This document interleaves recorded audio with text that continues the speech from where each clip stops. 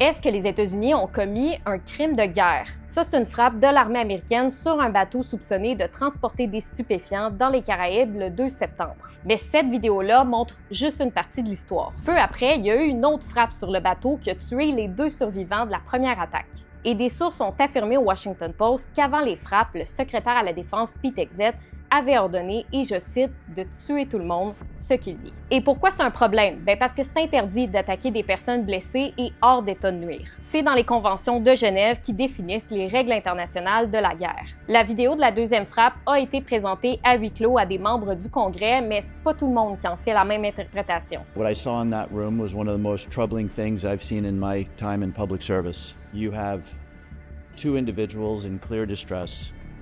Without any means of locomotion, with a destroyed vessel, who were killed by the United States.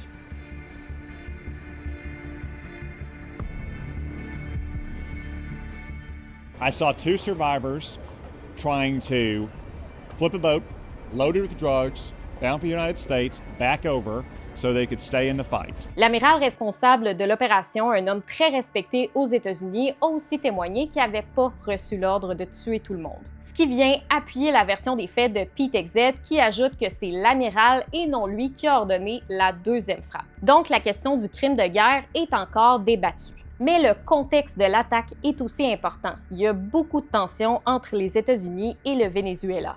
Depuis le mois de septembre, les Américains mènent une campagne militaire contre des bateaux vénézuéliens soupçonnés de trafic de stupéfiants. Il y a eu 22 attaques qui ont fait au moins 87 morts. L'administration de Donald Trump prétend être dans un conflit armé avec les cartels.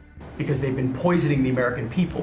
Mais des juristes répliquent que l'armée n'a pas le droit d'attaquer des civils, même s'ils sont soupçonnés de commettre un crime. Donald Trump a aussi menacé de lancer des attaques terrestres au Venezuela et qualifie son président de dictateur. Nicolás Maduro lui réplique que tout ça, c'est une façon déguisée de renverser son gouvernement et de prendre le contrôle des réserves de pétrole de son pays.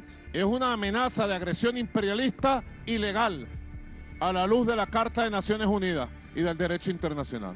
Desproporcional, absolutamente desproporcional. Les Américains ont d'ailleurs saisi un pétrolier au large du Venezuela mercredi, ce qui a fait monter encore plus la tension. Et le président américain n'exclut pas de s'attaquer à d'autres pays soupçonnés de faire entrer de la drogue aux États-Unis. Anybody that's doing that and selling it into our country is subject to attack.